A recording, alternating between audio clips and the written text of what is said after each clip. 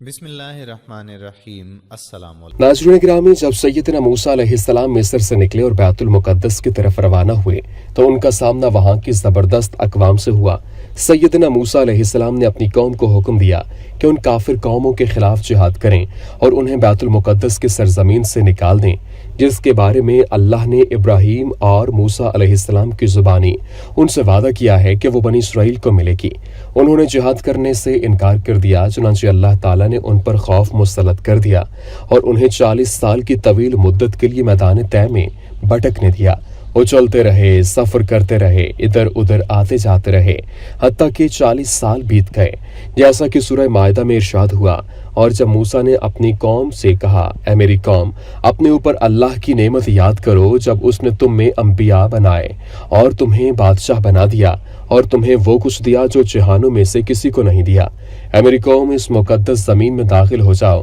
جو اس نے تمہارے لیے لکھ دی، اور اپنی پیٹھوں پر نہ پھر جاؤ ورنہ خسارہ اٹھانے والے ہو کر لوٹو گے۔ انہوں نے کہا، اے موسیٰ علیہ السلام، بے شک اس میں ایک بہت زبردست قوم ہے اور بے شک ہم ہرگز اس میں داخل نہ ہوں گے یہاں تک کہ وہ اس سے نکل جائیں، پس اگر وہ اس سے نکل جائیں تو ہم ضرور داخل ہونے والے ہیں۔ دو آدمیوں نے کہا جو ان میں سے تھے جو ڈرتے تھے، ان دونوں پر اللہ نے انعام کیا تھا، تم ان پر دروازے میں داخل ہو جاؤ، پھر جب تم اس میں داخل ہو گئے تو یقیناً تم غالب ہو اور اللہ ہی پر پس بھروسہ کرو اگر تم مومن ہو۔ انہوں نے کہا، اے موسیٰ، بے شک ہم ہرگز اس میں کبھی داخل نہ ہوں گے جب تک وہ اس میں موجود ہیں، سو تو اور تیرا رب جاؤ، پس دونوں لڑو، بے شک ہم یہیں بیٹھنے والے ہیں۔ اس نے کہا، اے میرے رب، بے شک میں اپنی جان اور اپنے بھائی کے سوا کسی چیز کا مالک نہیں، سو تو ہمارے درمیان اور ان نافرمان لوگوں کے درمیان علیحدگی کر دے۔ پھر فرمایا، بے شک وہ ان پر 40 سال حرام کی ہوئی ہے، زمین میں سر مارتے پھریں گے، پس تو ان نافرمان لوگوں پر غم نہ کر۔ ناظرین گرامی، سیدنا موسیٰ علیہ السلام نے اپنی قوم سے کہا کہ اللہ نے تم پر جو انعامات کیے ہیں انہیں یاد کرو، تم میں انبیاء مبعوث کیے اور تمہیں بادشاہوں کی سی حیثیت دی کہ تم پر کسی دوسری قوم کی حکومت نہیں چلتی، اور تمہیں ایسی ایسی نعمتوں سے نوازا جو تمہارے زمانے کی دوسری قوموں کو نہیں ملی۔ پھر کہا، اے میری قوم، تم لوگ مقدس سرزمین میں داخل ہو جاؤ جس میں اللہ نے تمہارے لیے سکون و قرار رکھا ہے۔ تم لوگ شہر کا دروازہ کھول کر اچانک دشمن پر حملہ کر دو اور انہیں مغلوب بنا لو، اور شکست خوردہ ہو کر پیچھے مڑ کر نہ بھاگو۔ لیکن حیرت کی بات ہے کہ انہوں نے آپ کی یہ بات نہ مانی اور موسیٰ علیہ السلام کو کوڑا جواب دے دیا۔ انہوں نے کہا، اے موسیٰ، اس شہر میں تو بڑے جابر قسم کے لوگ رہتے ہیں، ہم تو اس وقت تک وہاں نہیں جائیں گے جب تک وہ لوگ اس شہر سے نکل نہیں جاتے۔ ان کی اس ذہنی شکست کی وجہ یہ تھی کہ ان کے 10 نقیبوں نے عمالقہ کے بارے میں اپنے قبائل کو ڈرایا تھا، صرف 2 نے راز کی حفاظت کی تھی، جن کے بارے میں اللہ نے فرمایا کہ 2 آدمی جو اللہ سے ڈرنے والے تھے اور جن پر اللہ کا فضل تھا۔ انہوں نے کہا کہ اگر تم لوگ اچانک شہر کے دروازے میں داخل ہو جاؤ تو غالب آ جاؤ گے، اگر تم لوگ اہل ایمان ہو تو تمہیں اللہ پر بھروسہ کرنا چاہیے۔ لیکن انہوں نے پوری خست و دنایت کے ساتھ جواب دیا کہ جب تک وہ لوگ وہاں موجود ہیں ہم لوگ ہرگز شہر میں داخل نہیں ہوں گے، تم اور تمہارا رب جا کر ان سے جنگ کرو، ہم تو یہیں رہیں گے۔ ناظرین گرامی، جب قوم نے لڑنے سے انکار کر دیا تو موسیٰ علیہ السلام نے بھی ان سے اعلان برات کرتے ہوئے کہا کہ اے میرے رب، میں اور میرا بھائی ہارون ہم اپنی اپنی ذات کے مالک ہیں، ہم اس قوم سے عاجز آ گئے، اب ہمارے اور اس قوم کے درمیان فیصلہ کر دے۔ تو اللہ نے فرمایا کہ ہم نے 40 سال تک سرزمین مقدس کو ان پر حرام کر دیا، یہ لوگ 40 برس تک اسی صحرائے سینا میں بھٹکتے رہیں گے،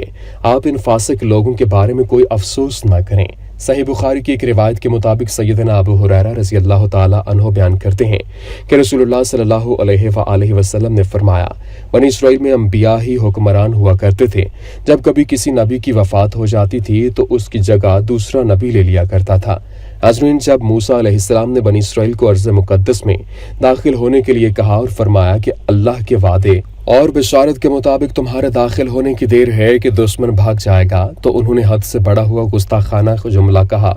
جا تو اور تیرا رب لڑو، ہم تو یہیں بیٹھے ہیں۔ اس کے برعکس بدر کے موقع پر دشمن سے اچانک آمنا سامنا ہونے کے باوجود اصحاب رسول صلی اللہ علیہ وآلہ وسلم نے کمال عزم و ہمت اور شجاعت و استقامت کا مظاہرہ کیا۔ सैयदना अनस रजी अल्लाह ताला अन्हो बयान करते हैं कि बदर के लिए रवाना होते वक्त रसूलुल्लाह सल्लल्लाहु अलैहि वसल्लम ने मुसलमानों से मशवरा किया तो अबू बकर रजी अल्लाह ताला अन्हो ने मशवरा दिया, फिर उमर रजी अल्लाह ताला अन्हो ने मशवरा दिया। आप सल्लल्लाहु अलैहि वसल्लम ने फिर मशवरा तलब किया तो अंसार कहने लगे कि ए गिरोह अंसार, हुजूर सल्लल्लाहु अलैहि वसल्लम का रूह सुखन तुम्हारी तरफ है। और अंसार ने कहा कि अगर रसूलुल्लाह सल्लल्लाहु अलैहि वसल्लम का रूह सुखन हमारी तरफ है तो हम आपसे इस तरह नहीं कहेंगे जिस तरह बनी इस्राइल ने मूसा अलैहिस्सलाम से कहा था, सो तू और तेरा रब जाओ, बस दोनों लड़ो, बेशक हम यहीं बैठने वाले हैं। अल्लाह के रसूल सल्लल्लाहु अलैहि वसल्लम, उस ज़ात की कसम जिसने आप सल्लल्लाहु अलैहि वसल्लम को हक के साथ मबूस फरमाया है,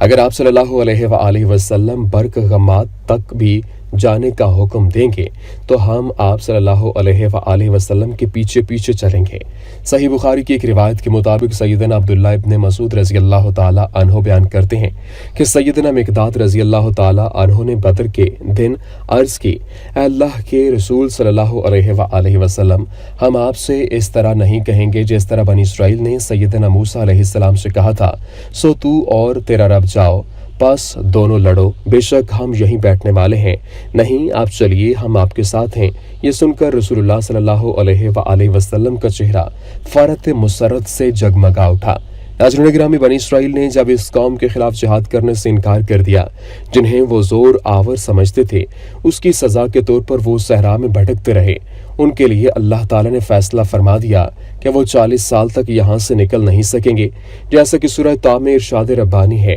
ए बनी इस्राइल, बेशक हमने तुम्हें तुम्हारे दुश्मन से निजात दी और तुम्हें पहाड़ की दाएं जानिब का वादा दिया और तुम पर मन्नो सलवा उतारा। खाओ इन पाकीज़ा चीज़ों में से जो हमने तुम्हें दी हैं और इनमें हद से ना बढ़ो, वरना तुम पर मेरा गज़ब उतरेगा, और जिस पर मेरा गज़ब उतरा तो यकीनन वो हलाक हो गया, और बेशक मैं यकीनन उसको बहुत बख्शने वाला हूँ जो तौबा करे और ईमान लाए और नेक अमल करे, फिर सीधे रास्ते पर चले।